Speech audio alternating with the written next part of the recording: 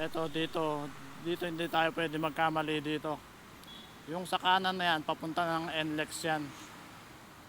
Ayan o. Yun o, kita nyo yung ano.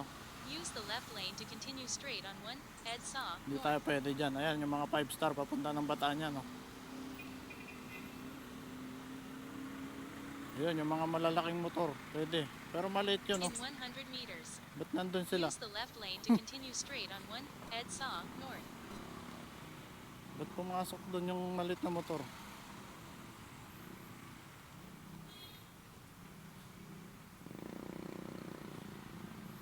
Wala siya. NLEX to Tarlac.